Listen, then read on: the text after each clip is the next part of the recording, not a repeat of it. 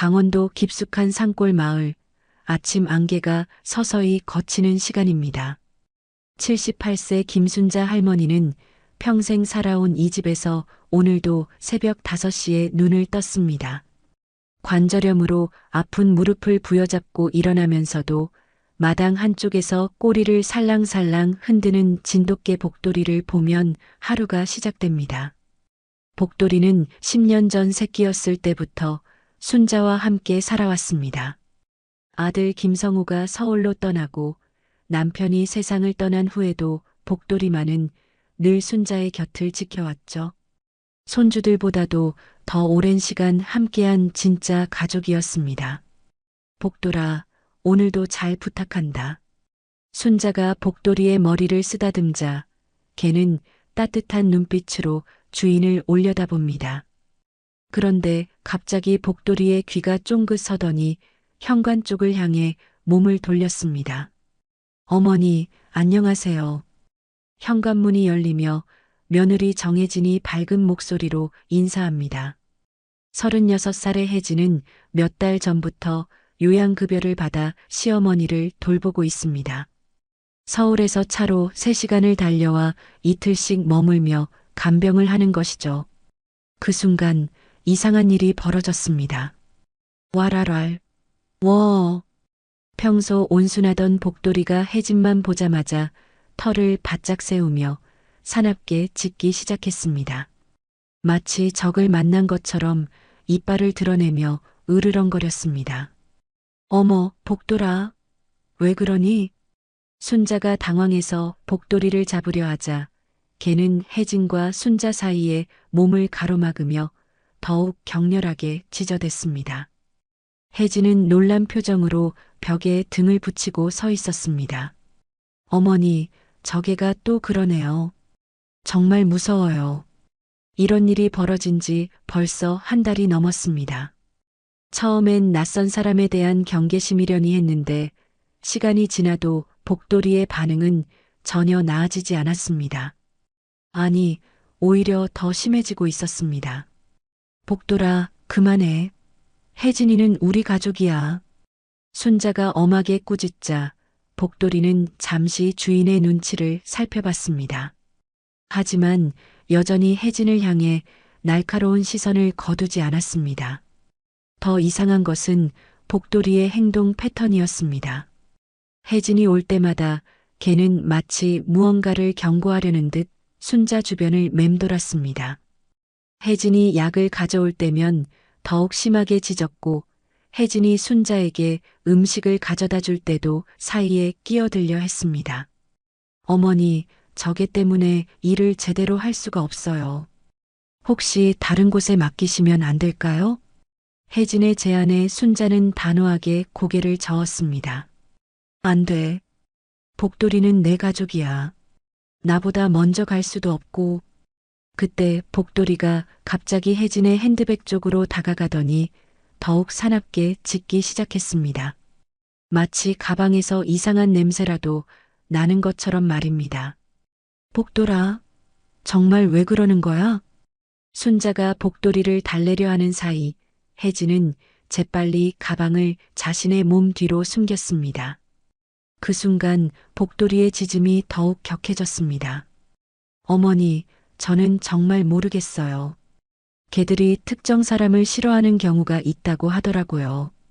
혜진은 억지로 미소를 지으며 말했지만 그 미소 뒤에 숨겨진 표정을 복돌이는 놓치지 않았습니다. 복돌이가 원래 이런 개가 아닌데. 순자는 혼잣말을 하며 고개를 저었습니다. 10년 동안 함께 살면서 복돌이가 이렇게 한 사람을 경계한 적은 없었거든요. 우체부든 택배기사든 심지어 처음 보는 동네 사람들에게도 이렇게 격하게 반응하지 않았습니다. 어머니, 혈압약 드실 시간이에요. 혜진이 가방에서 약을 꺼내는 순간 복돌이는 또다시 혜진과 순자 사이로 뛰어들었습니다. 마치 순자가 그 약을 먹으면 안 된다는 듯이 말입니다. 이 녀석이 정말. 순자가 복돌이를 끌어안고 달래려 하자 걔는 주인의 품에서도 계속 혜진을 향해 으르렁거렸습니다. 복돌이의 온몸이 긴장으로 굳어 있었고 털도 곤두서 있었습니다. 그때 혜진이 갑자기 말했습니다. 어머니, 저게가 계속 이러면 제가 일하기 힘들어요. 차라리 저는 밖에서 기다리고 있을게요. 그럼 안 되지. 혜진아, 미안하다. 복돌이를 마당에 내보낼게. 순자가 복돌이를 끌고 마당으로 나가자 걔는 더욱 절망적으로 찢어댔습니다. 마치 주인에게 무언가 중요한 것을 알려주려는 듯이 말입니다. 복돌아, 왜 그러니? 혜진이가 뭘 잘못했다고? 마당에 나와서도 복돌이는 유리창 너머로 계속 집안을 지켜봤습니다. 혜진이 순자에게 약을 건네는 모습, 혜진이 가방에서 무언가를 꺼내는 모습을 한순간도 놓치지 않으려는 듯이 말입니다. 혜진은 복돌이가 나간 것을 확인하고 나서야 긴장을 풀었습니다. 그리고 이상하게도 가방에서 또 다른 약병을 꺼내며 혼잣말을 중얼거렸습니다. 정말 이상한 개네. 하지만 곧 조용해질 거야. 창밖에서 복돌이의 날카로운 경고음이 계속 울려 퍼졌습니다. 개의 본능이 감지한 위험을 알리는 절절한 외침이었습니다. 복돌이가 마당에서 계속 짖어대는 소리가 들리는 가운데 순자는 혜진이 건네준 약을 손에 들고 망설이고 있었습니다. 평소라면 아무 생각 없이 먹었을 혈압약인데 오늘따라 왜 이렇게 꺼림칙한지 모르겠습니다. 어머니, 약 드세요. 혈압이 높으시잖아요. 혜진의 다정한 목소리에 순자는 고개를 끄덕이며 약을 입에 넣었습니다. 그런데 이상했습니다. 평소 먹던 혈압약과는 맛이 달랐습니다. 더 쓰고 뭔가 텁텁한 뒷맛이 남았습니다. 혜진아, 이 약 바뀐 거니? 맛이 좀 다른 것 같은데. 아, 네. 의사 선생님이 더 좋은 걸로 바꿔주셨어요. 처음엔 좀 다를 수 있지만 금방 적응하실 거예요. 혜진의 설명을 들으며 순자는 물을 마셨습니다. 그런데 약을 먹고 나니 이상하게 어지럽기 시작했습니다. 평소보다 훨씬 심한 현기증이었습니다. 어머니, 괜찮으세요? 얼굴이 좀 안 좋아 보이는데요. 좀 어지럽네. 나이가 들어서 그런가 봐. 순자가 소파에 앉자 혜진은 재빨리 다가와서 혈압을 재기 시작했습니다. 그런데 혈압계 숫자를 보면서도 혜진의 표정에는 놀라움이 전혀 없었습니다. 마치 이미 예상하고 있었던 것처럼 말입니다. 밖에서 복돌이의 짖음이 더욱 격해졌습니다. 마치 무언가 위험한 일이 벌어지고 있다는 것을 알리려는 듯이 말입니다. 복돌이가 왜 저렇게 시끄럽게구나. 혜진아, 미안해. 저 녀석 때문에 너무 신경 쓰이지? 괜찮아요, 어머니. 그런데 어머니, 오늘은 좀 일찍 주무시는 게 어떨까요? 몸이 안 좋아 보이시거든요. 평소라면 오후까지 깨어 있곤 했는데 혜진의 말대로 이상하게 졸음이 쏟아졌습니다. 순자는 어쩔 수 없이 침실로 향했습니다. 그럼 좀 누워 있을게. 혜진아, 고마워. 네, 어머니. 푹 쉬세요. 순자가 침실 문을 닫자마자 혜진의 표정이 180도 바뀌었습니다. 따뜻했던 미소는 사라지고 차갑고 계산적인 눈빛이 드러났습니다. 혜진은 핸드폰을 꺼내 누군가에게 문자를 보냈습니다. 1차 완료. 예상대로 반응함. 내일부터 2단계 시작. 그때 복돌이가 현관문을 긁으며 들어오려고 했습니다. 혜진은 재빨리 문을 확인하고는 복돌이가 들어오지 못하도록 단단히 잠갔습니다. 시끄러운 녀석. 혜진은 가방에서 작은 노트를 꺼내 뭔가를 적기 시작했습니다. 순자의 반응, 복용 시간, 약의 효과 등을 세세하게 기록하고 있었습니다. 마치 실험 결과를 정리하는 것처럼 말입니다. 밤이 깊어갔습니다. 순자는 침실에서 깊게 잠들어 있었고 혜진은 거실에서 무언가를 뒤지고 있었습니다. 서랍을 열어보고 장롱 위도 살펴보고 심지어 액자 뒤까지 확인했습니다. 그때 복돌이가 갑자기 조용해졌습니다. 하지만 조용해진 것이 아니라 현관문 앞에 웅크리고 앉아 집안의 모든 소리에 귀를 기울이고 있었습니다. 혜진이 뭔가를 찾아 헤매는 소리, 서랍이 열리고 닫히는 소리까지 모두 듣고 있었습니다. 새벽 3시 혜진은 마침내 찾던 것을 발견했습니다. 순자의 침실 옷장 깊숙한 곳에 숨겨져 있던 작은 금고였습니다. 혜진은 조심스럽게 금고를 꺼내며 혼잣말을 중얼거렸습니다. 역시 여기 있었네. 하지만 금고에는 비밀번호가 걸려 있었습니다. 혜진은 몇 가지 숫자를 시도해봤지만 열리지 않았습니다. 혜진의 표정이 점점 초조해졌습니다. 그때 순자가 침실에서 끙끙 앓는 소리가 들렸습니다. 약의 부작용으로 괴로워하는 것 같았습니다. 하지만 혜진은 전혀 관심을 보이지 않고 계속 금고 비밀번호를 풀려고 애썼습니다. 복돌이는 순자의 고통스러운 신음소리를 듣고는 더 이상 참을 수 없었습니다. 현관문을 발로 차며 들어가려고 했지만 문은 굳게 잠겨 있었습니다. 와랄랄, 워.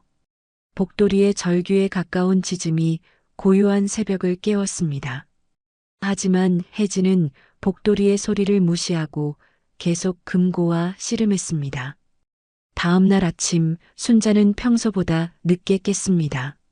머리가 무겁고 온몸이 나른했습니다. 어제 먹은 약 때문인지 몸의 컨디션이 좋지 않았습니다. 혜진아, 있니? 순자가 거실로 나오자 혜진은 밝은 미소로 맞이했습니다. 어젯밤 금고를 뒤지던 차갑던 모습은 온데간데 없이 사라져 있었습니다. 어머니, 주무시느라 늦으셨네요. 아침 준비해 드릴게요. 고마워. 그런데 어젯밤에 복돌이가 많이 짖었니? 내가 깊게 잠들어서 못 들었는데.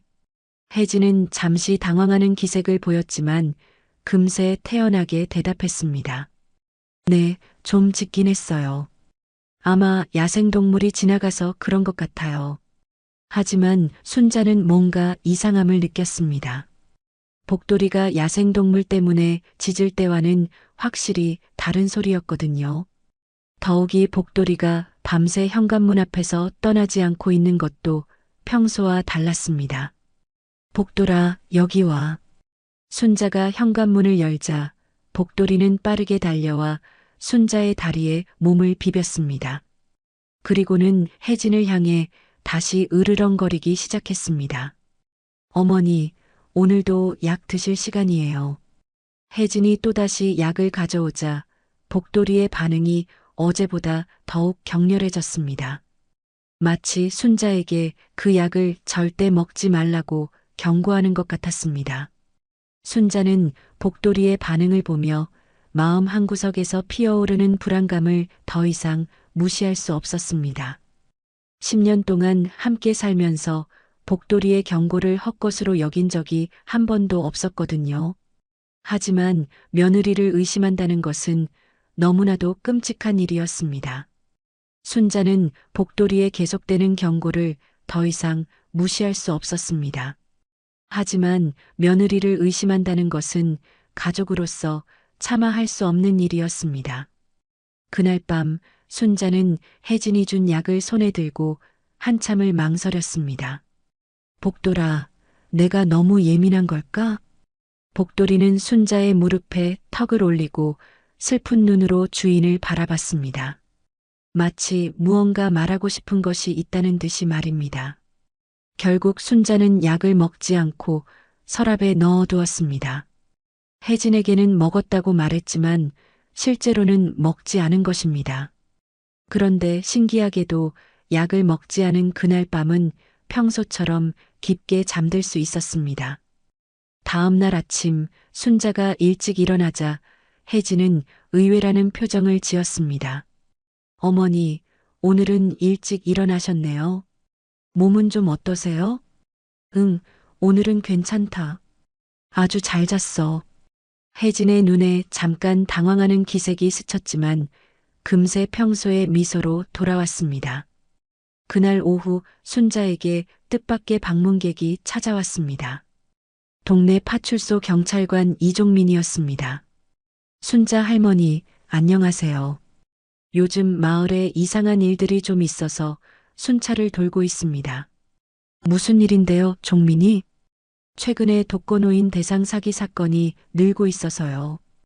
혹시 낯선 사람이 찾아와서 이상한 제안을 하거나 하지는 않았는지요. 순자는 잠시 혜진을 떠올렸지만 며느리를 의심할 수는 없었습니다. 아니요, 별일 없어요. 그때 복돌이가 갑자기 이종민에게 다가가더니 꼬리를 흔들며 반겼습니다. 평소 혜진에게 보이던 경계심과는 완전히 다른 반응이었습니다.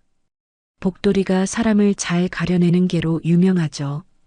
이 녀석이 좋아하면 좋은 사람이고 싫어하면 조심해야 할 사람이라고 마을에서 다들 그래요. 이종민의 말에 순자는 깊이 생각에 잠겼습니다. 종민아, 혹시 집에 몰래 카메라 같은 걸 설치할 수 있나? 왜요, 할머니? 무슨 일 있으세요? 순자는 한참을 망설이다가 말했습니다. 요즘 밤에 이상한 소리가 나는 것 같아서 혹시 도둑이 드는 건 아닌지 걱정이 되네. 사실 복돌이의 반응 때문에 불안해서였지만 며느리를 의심한다고 말할 수는 없었습니다. 그럼 간단한 카메라 하나 설치해 드릴게요. 요즘은 핸드폰으로도 확인할 수 있거든요.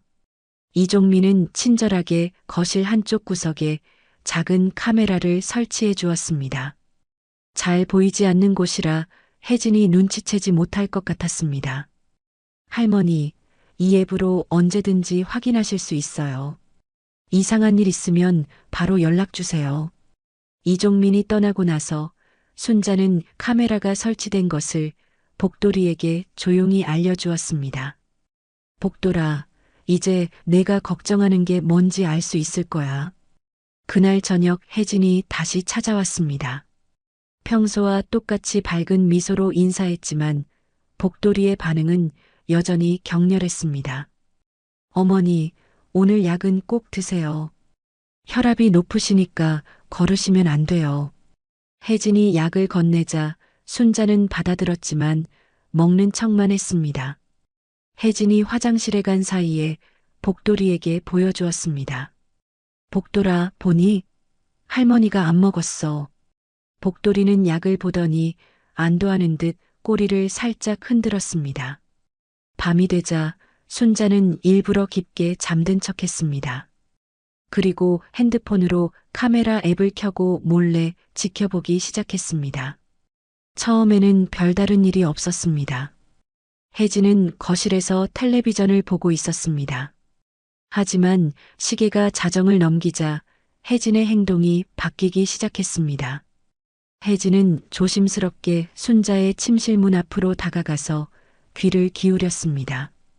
순자가 깊게 잠들었는지 확인하는 것 같았습니다. 그리고는 가방에서 작은 주사기를 꺼냈습니다. 순자는 깜짝 놀라서 숨을 죽였습니다. 며느리가 주사기를 가져온 이유가 무엇일까요? 혜진은 주사기에 약물을 준비하더니 순자의 침실로 조용히 들어갔습니다. 카메라로는 침실 안이 보이지 않았지만 순자는 혜진이 자신에게 무언가를 주사하려는 것을 느낄 수 있었습니다. 순자는 계속 잠든 척하며 숨을 고르게 쉬었습니다. 혜진이 팔을 만지자 순자는 온몸이 경직되었지만 들키지 않으려고 최대한 자연스럽게 연기했습니다. 다행히 혜진은 순자가 너무 깊게 잠들어서 깨지 않을 것이라고 판단했는지 주사를 놓고 다시 거실로 나왔습니다. 그 다음에 벌어진 일은 더욱 충격적이었습니다. 혜진은 순자의 서재로 들어가서 서류들을 뒤지기 시작했습니다. 집문서, 통장, 심지어 유언장까지 모든 것을 확인했습니다. 핸드폰 화면 속에서 혜진은 서류들을 사진으로 찍고 어떤 것들은 가방에 넣고 있었습니다. 마치 오래전부터 계획했던 일인 것처럼 능숙하게 움직였습니다. 그리고 마지막에는 복돌이를 마당으로 유인해서 문을 잠가버렸습니다. 복돌이가 들어와서 방해하지 못하도록 말입니다. 이제 방해물은 없네. 혜진의 차가운 목소리가 카메라 마이크에 잡혔습니다. 순자는 핸드폰을 꽉 쥐고 떨고 있었습니다. 새벽까지 혜진의 이상한 행동들이 모두 카메라에 기록되었습니다. 약을 바꿔치기 하는 모습, 순자가 자는 동안 주사를 놓는 모습, 서류를 뒤지는 모습까지 모든 것이 증거로 남았습니다. 순자는 그제야 복돌이의 경고가 무엇을 의미하는지 깨달았습니다. 복돌이는 처음부터 혜진이 가짜라는 것을 알고 있었던 것입니다. 복돌아, 내가 맞았구나. 마당에서 울부짖는 복돌이의 소리가 순자의 가슴을 아프게 했습니다. 가장 믿었던 며느리가 자신을 해치려 했다는 사실이 믿어지지 않았습니다. 순자는 떨리는 손으로 이종민 경찰관에게 전화를 걸었습니다. 새벽이었지만 급한 상황이었습니다. 종민아, 큰일 났어. 지금 당장 와줄 수 있니? 새벽 5시 이종민 경찰관이 순자의 집에 도착했을 때 혜진은 이미 떠난 후였습니다. 평소보다 일찍 서울로 돌아간다며 새벽 4시에 황급히 집을 나섰던 것입니다. 할머니, 무슨 일이세요? 전화 목소리가 많이 놀라셨던데요. 순자는 떨리는 손으로 핸드폰을 이종민에게 건넸습니다. 이것 좀 봐줘. 어젯밤에 찍힌 거야. 이종민이 카메라 영상을 확인하기 시작했습니다. 처음에는 별다른 이상함을 느끼지 못했지만 자정 이후의 영상을 보면서 점점 표정이 굳어졌습니다. 이게 정말 며느리분이 하신 일이에요? 그래. 내 눈으로 직접 봤어. 나한테 주사를 놓고 서류를 뒤지고. 이종민은 즉시 본서에 연락을 취했습니다. 이것은 단순한 가정 문제가 아니라 명백한 범죄 행위였습니다. 할머니, 정혜진 씨에 대해서 좀 더 자세히 알려주세요. 언제부터 오셨고 어떻게 알게 되셨는지요? 순자는 기억을 되짚어가며 말했습니다. 3달 전쯤이었나? 우리 성우가 갑자기 전화해서 요양급여 신청했으니까 혜진이가 도와주러 올 거라고 했어. 처음엔 좀 어색했지만 워낙 친절하고 잘해줘서. 아들분과는 직접 확인해 보셨나요? 성우는 일이 바빠서 통화하기 힘들다고 혜진이가 그러더라고. 나도 아들 일 방해하고 싶지 않아서 그냥 넘어갔지. 이종민은 뭔가 수상하다는 생각이 들었습니다. 정상적인 가족이라면 요양급여 같은 중요한 일을 의논 없이 진행할 리가 없었거든요. 할머니, 아들분 연락처 좀 알려주세요. 확인해 봐야겠어요. 순자가 성우의 전화번호를 알려주자 이종민은 즉시 전화를 걸었습니다. 몇 번의 신호음 후에 성우가 전화를 받았습니다. 여보세요? 안녕하세요, 김성우 씨. 강원도 파출소 이종민 경찰관입니다. 어머니 일로 연락드렸는데요. 어머니요? 무슨 일 있나요? 이종민이 상황을 설명하자 전화 너머로 성우의 당황하는 목소리가 들렸습니다. 잠깐만요, 경찰관님. 제가 요양급여 신청한 적 없는데요. 그리고 혜진이는 지금 해외에 있어요. 일 때문에 작년부터 미국에 나가 있거든요. 이종민과 순자는 동시에 얼굴이 굳어졌습니다. 그럼 지금 어머니를 돌보고 있는 사람이 누구죠? 그게 무슨 말씀이세요? 저는 어머니가 혼자 지내신다고 알고 있는데 혜진이가 간병을 한다고요? 전화를 통해 확인된 진실은 충격적이었습니다. 진짜 며느리 정혜진은 미국에서 일하고 있었고 요양급여 신청도 전혀 한 적이 없었습니다. 그럼 3달 동안 순자를 돌봐왔던 그 여자는 대체 누구였을까요? 아들분, 지금 당장 내려오실 수 있나요? 상황이 심각합니다. 네, 지금 출발하겠습니다. 어머니 괜찮으시죠? 성우는 급하게 전화를 끊고 강원도로 향했습니다. 이종민은 즉시 수사팀에 연락해서 가짜 혜진의 신원 조회를 요청했습니다. 카메라에 찍힌 얼굴 사진과 지문을 분석한 결과 놀라운 사실이 드러났습니다. 몇 시간 후 수사 결과가 나왔습니다. 할머니, 그 여자의 정체가 밝혀졌습니다.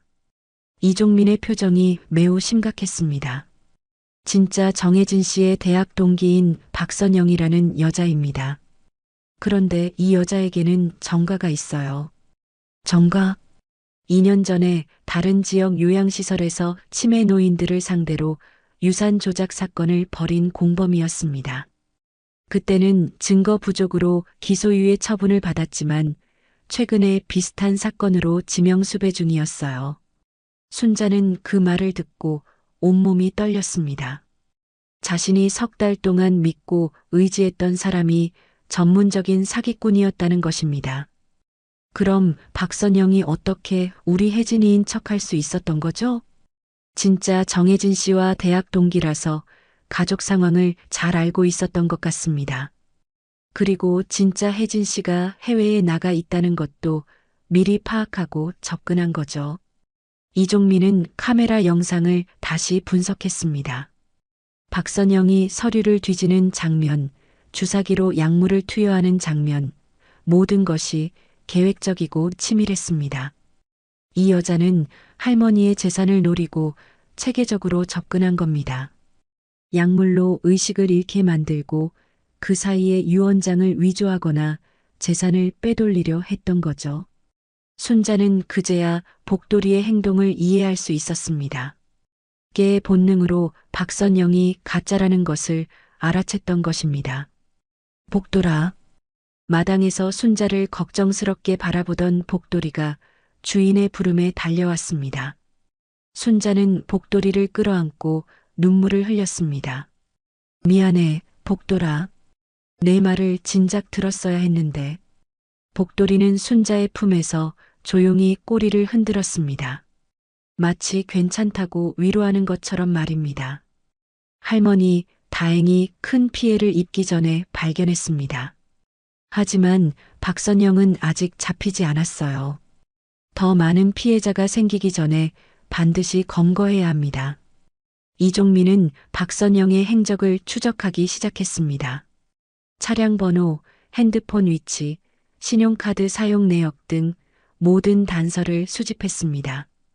이 여자가 할머니께 투여한 약물도 분석해 봐야겠어요. 자칫하면 생명이 위험할 수도 있었거든요. 순자는 서랍에서 먹지 않고 남겨뒀던 약들을 꺼내 이종민에게 건넸습니다. 이것들도 확인해 봐요. 뭔가 이상했거든요. 오후에 성우가 도착했을 때 순자는 아들을 보자마자 울음을 터뜨렸습니다. 성우야, 엄마가 너무 무서웠다. 어머니, 정말 죄송해요. 제가 더 자주 연락드렸어야 했는데. 모자는 서로를 끌어안고 눈물을 흘렸습니다. 그리고 복돌이가 어떻게 순자를 지켜냈는지 이야기를 나누었습니다.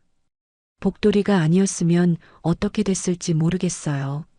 성우도 복돌이의 목을 쓰다듬으며 고마움을 표했습니다. 하지만 박선영은 아직 잡히지 않았고 어디서 다른 피해자를 노리고 있을지 알 수 없었습니다. 성우가 도착한 지 몇 시간 후 이종민 경찰관에게서 더욱 충격적인 소식이 전해졌습니다. 박선영이 순자에게 투여한 약물 분석 결과가 나온 것입니다. 할머니, 성호 씨, 앉으세요. 심각한 얘기를 해드려야겠습니다. 이종민의 표정이 어느 때보다 무거웠습니다. 박선영이 할머니께 투여한 약물은 강력한 수면제와 독성 물질이 섞인 것이었습니다. 계속 복용했다면 생명이 위험했을 겁니다. 성호의 얼굴이 새하얗게 변했습니다. 그럼 저 여자가 정말로 우리 어머니를... 네, 계획적인 살인 시도였습니다. 그리고 더 심각한 건 이미 상당한 피해가 발생했다는 점입니다. 이종민은 서류 뭉치를 꺼내며 설명을 이어갔습니다. 박선영이 위조한 서류들을 확인해 봤는데 할머니 명의로 유언장 초안이 작성되어 있었습니다. 모든 재산을 정해진, 즉 박선영에게 상속한다는 내용이었어요. 순자는 믿을 수 없다는 표정으로 그 서류를 바라봤습니다. 이건 내 글씨가 아닌데? 필적 감정 결과 위조된 것이 확실합니다. 하지만 박선영은 이미 공증사무소에까지 접촉했었어요. 다행히 공증인이 본인 확인을 요구해서 실패했지만요. 성우가 분노에 떨며 물었습니다. 그럼 이미 어머니 재산에 손을 댔다는 말인가요? 은행 거래 내역을 조회해 보니 할머니 통장에서 3차례에 걸쳐 큰 금액이 인출되었습니다. 총 2천만 원 정도 됩니다. 순자는 그 말을 듣고 현기증을 느꼈습니다. 평생 모은 돈이 순식간에 사라진 것입니다. 언제 그런 일이 있었는지 기억나세요? 그러고 보니 혜진이가 병원 다녀온다고 해서 통장이랑 도장을 맡긴 적이 있었어. 검진비가 많이 든다고 해서. 성우는 주먹을 꽉 쥐며 자책했습니다. 제가 더 자주 확인했어야 했는데. 어머니, 정말 죄송합니다. 그때 이종민의 핸드폰이 울렸습니다. 수사본부에서 온 연락이었습니다. 네, 이종민입니다. 네, 정말요? 알겠습니다. 바로 가겠습니다. 전화를 끄는 이종민의 표정이 더욱 심각해졌습니다. 무슨 일인가요? 박선영이 현재 다른 지역에서 또 다른 노인을 상대로 같은 수법을 쓰고 있다는 신고가 들어왔습니다. 평택의 80세 남성 노인인데 역시 가짜 며느리라고 속이고 접근한 것 같습니다.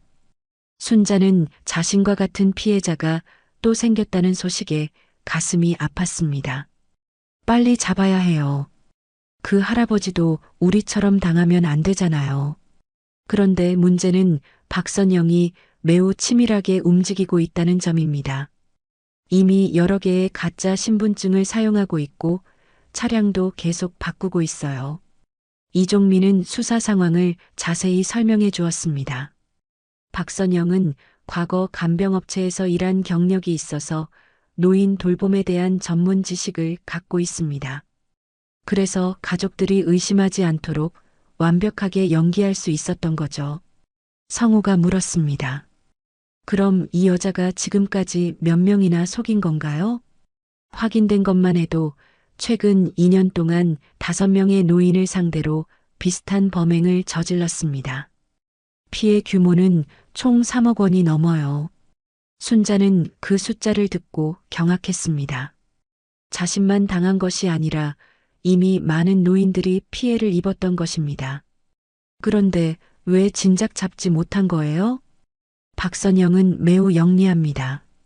피해자들이 대부분 혼자 사는 노인들이고 약물로 기억을 흐리게 만들어서 신고 자체가 늦어지거든요.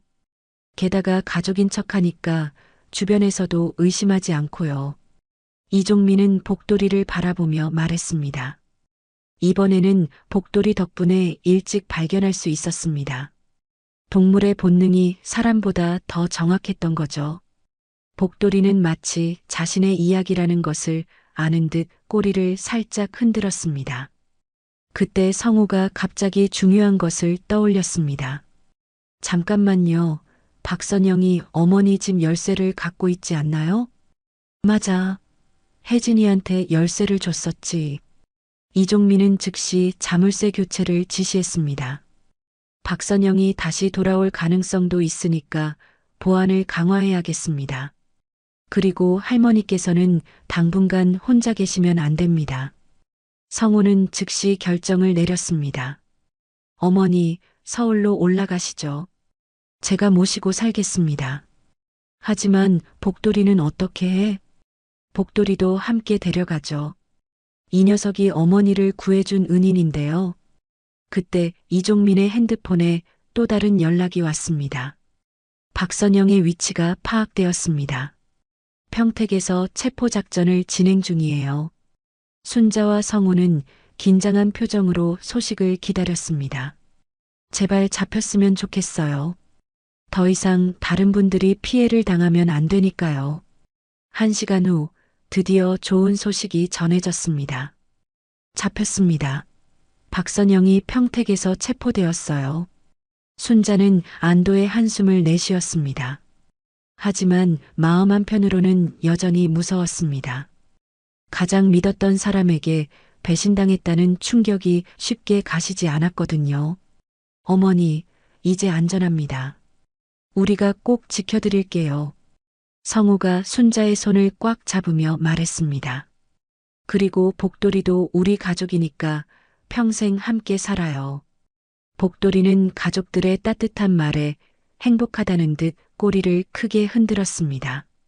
하지만 이 사건이 남긴 상처는 쉽게 치유되지 않을 것 같았습니다. 순자는 앞으로 어떻게 다시 사람을 믿을 수 있을지 걱정이 되었습니다. 박선영이 체포되었다는 소식을 들은 후에도 순자의 마음은 쉽게 진정되지 않았습니다. 3달 동안 믿었던 사람이 자신을 죽이려 했다는 충격이 너무 컸거든요. 그날 밤 순자는 잠을 이루지 못하고 복돌이와 함께 마당에 앉아 있었습니다. 복돌아, 너 아니었으면 할머니 진작 갔을 뻔했지. 복돌이는 순자의 무릎에 머리를 기대고 조용히 앉아 있었습니다. 마치 주인의 마음을 다 이해한다는 듯이 말입니다. 처음부터 내가 경고했는데 내가 너무 둔해서 몰랐구나. 미안해. 순자가 복돌이의 털을 쓰다듬자 걔는 따뜻한 눈빛으로 주인을 바라봤습니다. 원망하는 기색은 전혀 없었습니다. 그때 성우가 나와서 어머니와 복돌이 곁에 앉았습니다. 어머니, 잠 못 주무세요? 마음이 복잡해서. 성우야, 사람을 어떻게 믿어야 할지 모르겠다. 성우는 어머니의 손을 잡으며 말했습니다. 어머니, 세상에 나쁜 사람만 있는 건 아니에요. 이종민 경찰관님처럼 좋은 분들도 많고요. 그래도 무섭다. 혹시 또 누군가 나를 속이려 하면 어떻게 해? 순자의 목소리에는 깊은 불안감이 묻어 있었습니다. 다음 날 아침, 이종민 경찰관이 마지막 수사 결과를 알려주러 왔습니다. 할머니, 박선영 신문 결과를 말씀드리러 왔습니다. 그 여자가 뭐라고 하던가요? 처음에는 끝까지 부인했습니다. 진짜 며느리의 부탁을 받은 것뿐이라고 주장했어요. 하지만 카메라 영상과 물증들이 너무 확실해서 결국 모든 것을 자백했습니다. 이종민은 조사 결과를 자세히 설명해 주었습니다.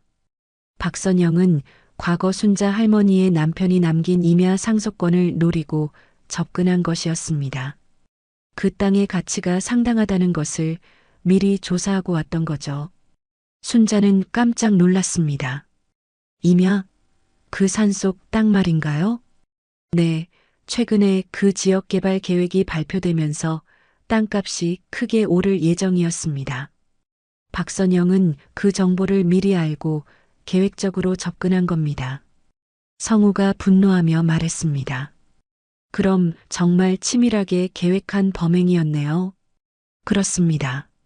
박선영은 진짜 며느리 정혜진과 대학 동기였기 때문에 가족 사정을 자세히 알고 있었어요.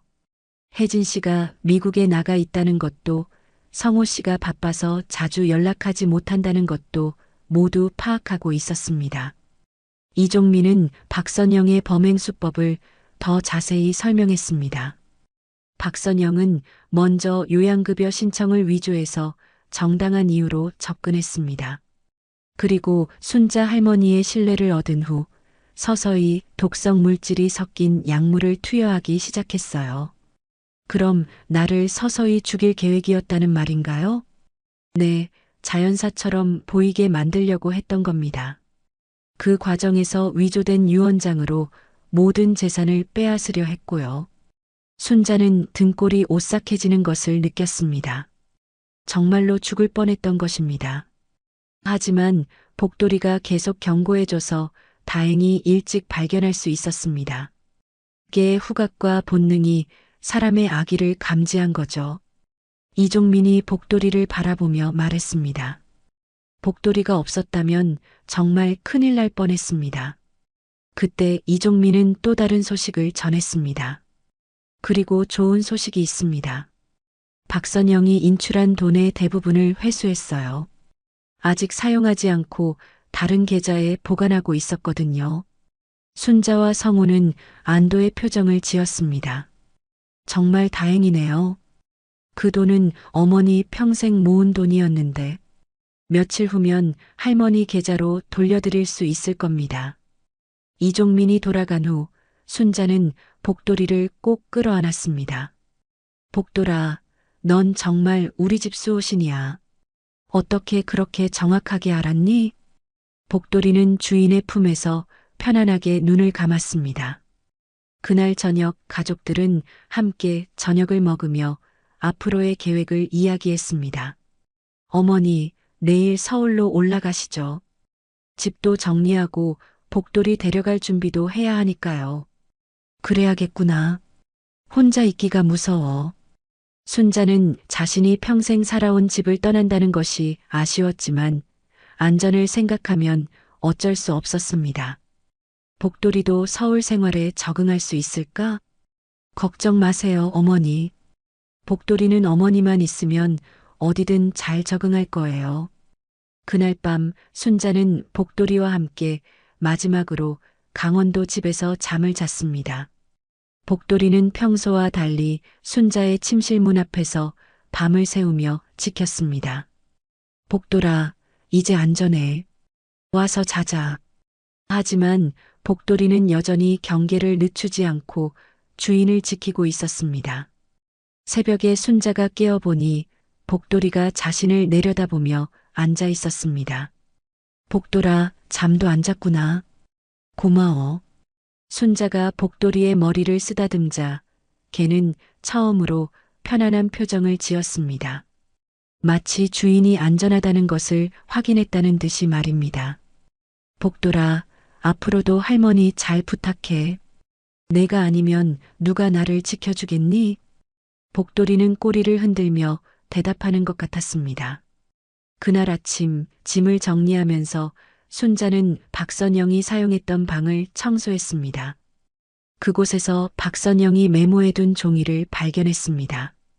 순자 할머니 마이너스 임야가치 5억, 예금 3천만, 집 2억. 박선영이 순자의 재산을 정확히 파악하고 계획을 세웠다는 증거였습니다. 정말 무서운 여자였구나. 순자는 그 종이를 이종민에게 추가 증거로 제출하기로 했습니다. 드디어 서울로 떠날 시간이 되었습니다.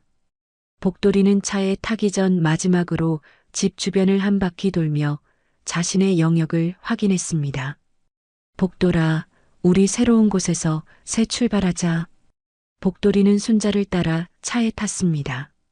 새로운 환경이 기다리고 있었지만 가장 중요한 것은 가족이 함께라는 것이었습니다. 서울로 올라온 지 일주일 후 순자는 성호의 집에서 새로운 생활에 적응하고 있었습니다.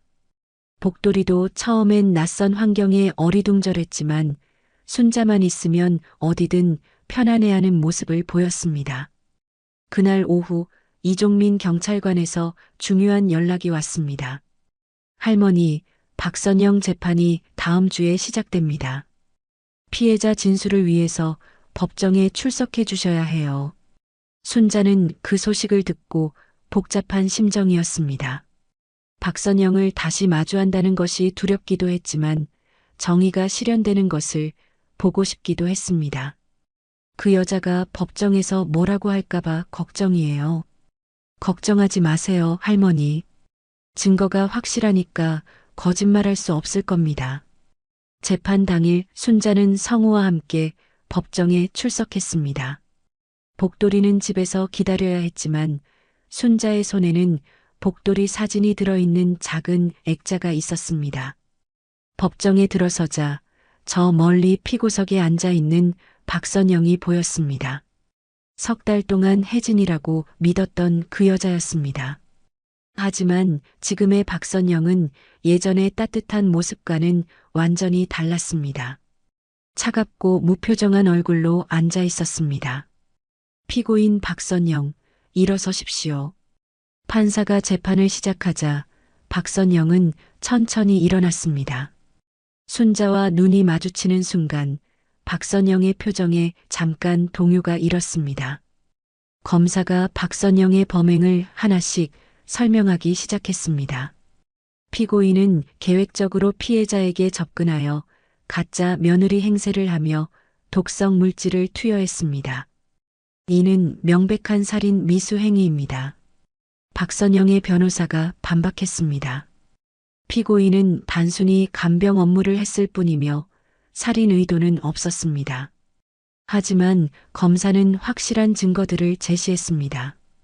카메라에 찍힌 영상을 보시면 피고인이 밤중에 피해자에게 주사를 놓고 서류를 위조하는 모습이 명확히 나타납니다. 법정에서 그날 밤의 영상이 재생되자 순자는 다시 한번 소름이 돋았습니다. 자신이 잠든 사이에 벌어진 일들이 생생하게 화면에 나타났습니다.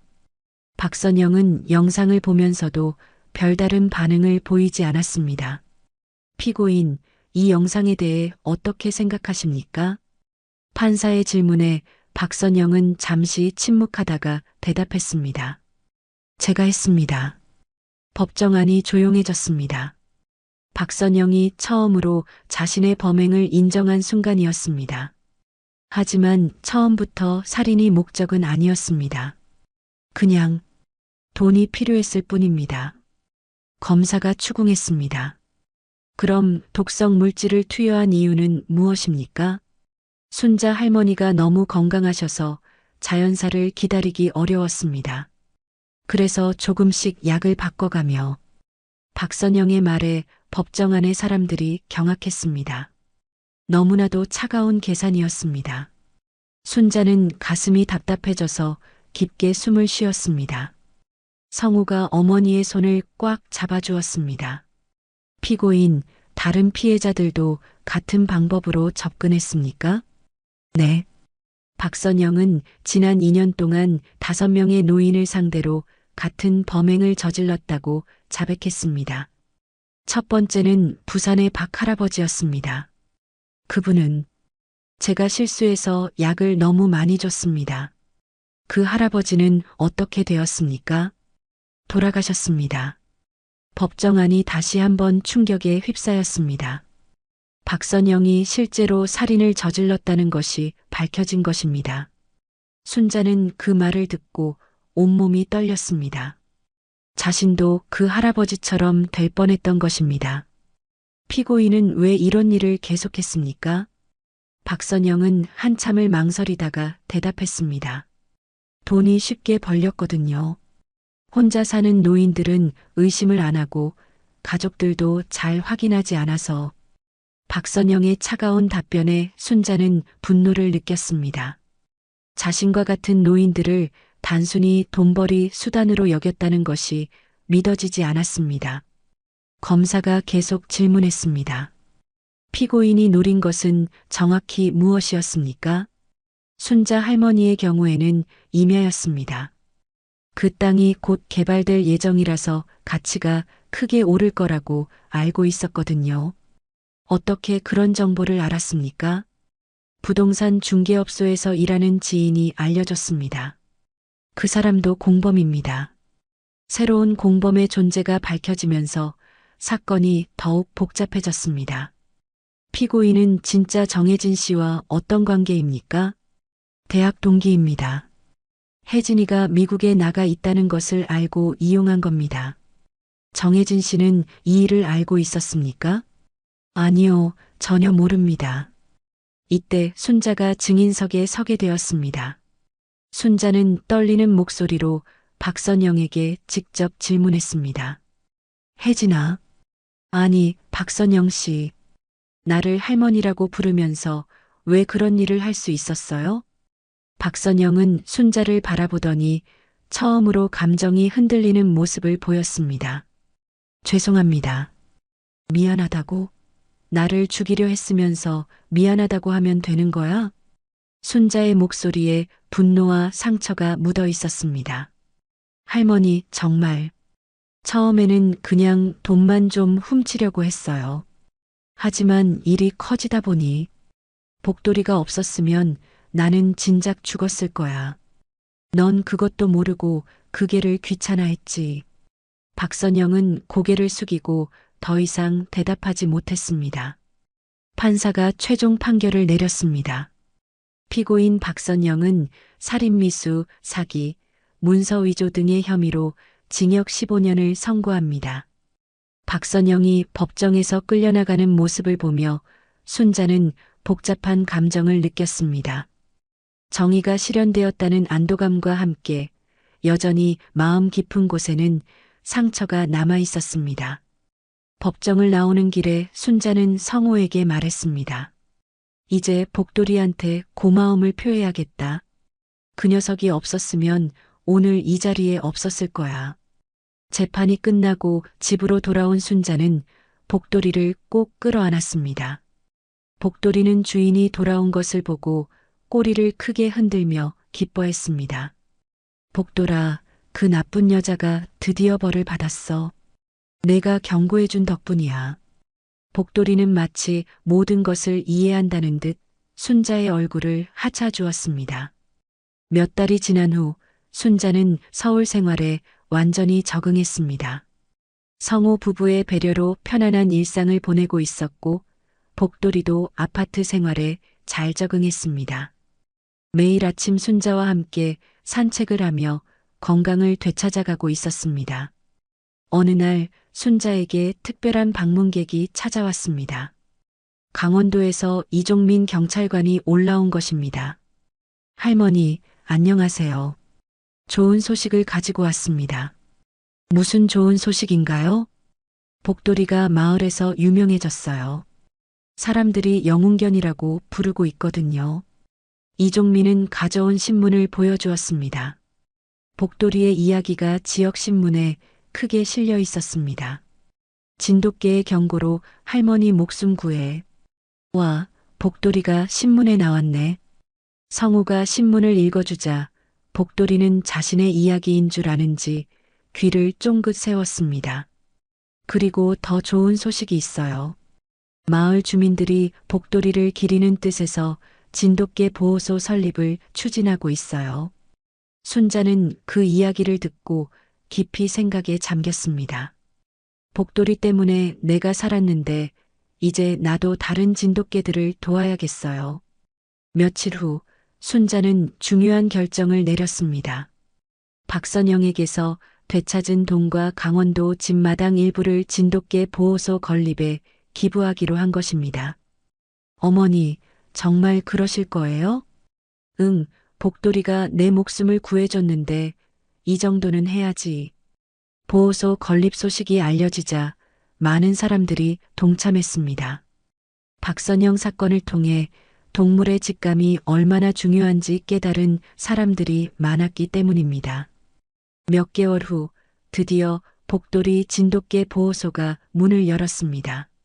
개소식 날 순자와 복돌이는 특별 손님으로 초대받았습니다. 강원도로 내려간 순자는 변화된 마을의 모습에 놀랐습니다.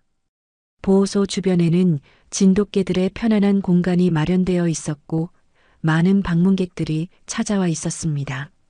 할머니, 복돌이가 왔다. 마을 아이들이 복돌이를 보고 달려왔습니다. 복돌이는 고향에 돌아온 것을 기뻐하며 꼬리를 흔들었습니다. 복돌이 덕분에 우리 마을이 유명해졌어요. 복돌이가 정말 대단한 개구나.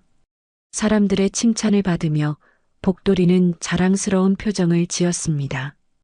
개소식에서 이종민 경찰관이 인사말을 했습니다. 복돌이의 이야기는 우리에게 중요한 교훈을 주었습니다. 동물들의 본능과 직감을 우리가 더 신뢰해야 한다는 것입니다. 그리고 순자도 짧은 인사를 했습니다. 복돌이가 아니었으면 오늘 이 자리에 있을 수 없었을 겁니다. 사람이 사람을 속일 수 있어도 진심은 개도 알아본다는 것을 배웠어요. 순자의 말에 참석한 사람들이 큰 박수를 보냈습니다. 보호소에는 박선영 사건의 전말과 복돌이의 활약상을 소개하는 전시관도 마련되었습니다. 많은 사람들이 이 이야기를 통해 독거노인 사기에 대한 경각심을 갖게 되었습니다. 이 이야기가 다른 할머니, 할아버지들에게도 도움이 되었으면 좋겠어요. 순자는 전시관을 돌아보며 복돌이에게 말했습니다. 복돌아, 내 덕분에 많은 분들이 조심하게 되었어. 그날 저녁 순자는 예전에 살던 집을 다시 찾아갔습니다. 지금은 다른 가족이 살고 있었지만 마당에는 여전히 복돌이가 뛰어놀던 흔적들이 남아 있었습니다. 복돌아, 여기서 우리 많은 시간을 보냈지? 복돌이는 익숙한 냄새를 맡으며 마당을 한 바퀴 돌았습니다. 그리고는 순자 곁으로 다가와 앉았습니다. 이제 우리 서울에서 새로운 삶을 살아야지. 하지만 이곳의 추억은 잊지 않을 거야. 다음 날 서울로 돌아가는 길에 순자는 창밖을 바라보며 생각에 잠겼습니다. 박선영 사건으로 큰 상처를 받았지만 복돌이와 가족들의 사랑으로 다시 희망을 찾을 수 있었습니다. 복돌아, 앞으로도 할머니 잘 지켜줄 거지? 복돌이는 꼬리를 흔들며 대답하는 것 같았습니다. 서울에 도착한 후 순자는 매일 복돌이와 함께 산책을 하며 평온한 일상을 보냈습니다. 가끔 동네 사람들이 복돌이의 이야기를 듣고 관심을 보이기도 했습니다. 할머니, 이 개가 정말 사기꾼을 잡아낸 그 개예요? 네, 복돌이가 없었으면 큰일 날 뻔했어요. 복돌이는 사람들의 관심을 받으면서도 여전히 순자만을 지키는 일에 집중했습니다. 몇 년이 흘렀습니다. 순자는 건강하게 지내고 있었고 복돌이도 나이가 들었지만 여전히 주인을 사랑하는 마음은 변하지 않았습니다. 어느 저녁 순자는 복돌이와 함께 앉아 있으면서 말했습니다. 복돌아, 내가 내 생명의 은인이야. 평생 고마워할 거야. 복돌이는 늙은 몸으로도 순자의 무릎에 머리를 기대고 편안하게 잠들었습니다. TV에서는 여전히 독거노인을 대상으로 한 사기 사건들이 보도되고 있었습니다. 하지만 복돌이의 이야기가 알려진 후로는 많은 사람들이 더욱 조심하게 되었고 애완동물의 반응도 주의 깊게 관찰하게 되었습니다. 순자는 창밖을 바라보며 혼잣말을 했습니다. 사람이 사람을 속일 수 있어도 진심은 개도 알아본다. 복돌이의 고른 숨소리가 고요한 밤을 채우고 있었습니다. 진돗개의 경고는 끝까지 틀리지 않았고 그 충성심은 영원히 기억될 것입니다. 순자와 복돌이는 이제 진정한 평화 속에서 서로를 의지하며 살아가고 있었습니다. 가장 어려운 시기를 함께 이겨낸 둘의 우정은 그 무엇보다 소중한 것이었습니다.